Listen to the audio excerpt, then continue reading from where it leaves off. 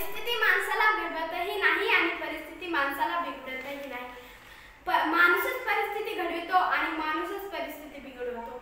तुम्ही सांगा ना, डॉक्टर बाबासाहेब आंबेडकरांचे वडील मोठे करोडपती होते का? साधं पुस्तक विकत घेऊन देता येत नव्हतं बाबासाहेबांना. वाचनाची आवड आहे पण नाही घेऊन देता येत. एखाद्या दिवशी स्वतः उपाशी राहायचे पण पोराला पुस्तक आणून द्यायचे. आणि हा परिस्थिती आडवी नाही आली. आणि डॉक्टर बाबासाहेब आंबेडकरांचा सर्वात महत्त्वाचा गुण माहिती आहे का तुम्हाला? त्यांनी त्यांच्या आयुष्यातील वाचलेलं पुस्तक ते कधीच विसरत नव्हते. एवढी बुद्धिमत्ता त्यांच्याकडे होती. ती का वरतून आलीत का त्यांना दिलीत का जास्त? नाही. ते म्हणतात मी कमावली. कशी कमावली?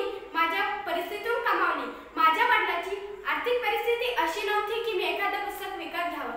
त्यामुळे जेव्हा पण माझ्या हातात एखादं पुस्तक पडायचं त्यावेळी मला वाटायचं आता हे पुस्तक माझ्या हातात पडलंय, उद्या पडेल की नाही पडेल हे मला माहित नाही, पण आताच असं वाचूया की उद्या वाचायची गरज पडणार नाही. माझ्या बोलण्यावरून तुम्हाला माझ्या भाषणाचा विषय कळत असेल.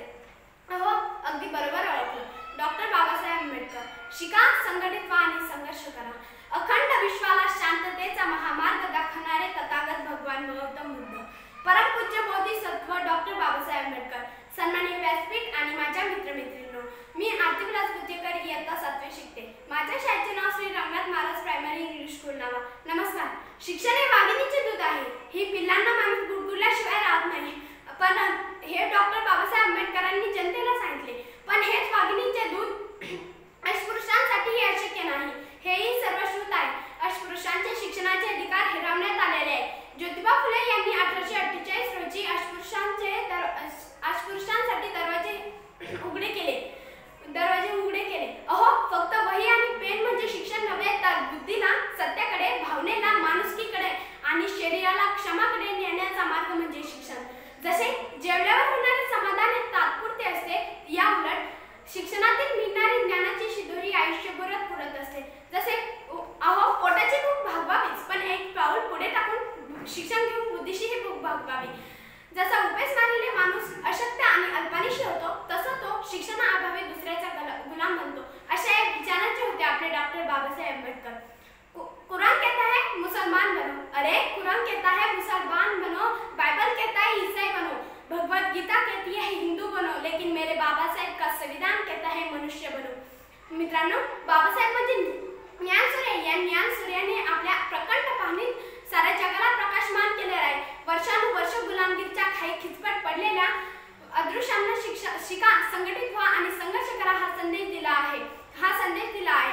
आणि हा संदेश आपल्या सर्वांना माहीतच आहे, पण आपल्याला किती जणांना याचा अर्थ माहीत आहे हो? बाबासाहेब म्हणतात एज्युकेट शिका, म्हणून आम्ही नुसत्या डिग्र्या घेतो. नुसत्या डिग्र्याला अर्थ नाही. शिका म्हणजे औपचारिक शिक्षणाबरोबर परिवर्तनाचा लढाही शिका. जसे सीमेवरती लढायला कोणीही सामान्य नागरिक जाऊ शकतो का? तर नाही, कारण त्या सीमेवरती लढायला त्याचे तंट सुद्धा शिक्षण घेणे गरजेचे असते. कोणीही हृदयाची शस्त्रक्रिया करू शकतो का? तर नाही, कारण त्याचे आर्थिक शिक्षण घेणे गरजेचे असते. म्हणून आम्ही बौद्ध मागासवर्गीय आहोत. आम्ही तसं कुटुंबात जन्माला आलो आणि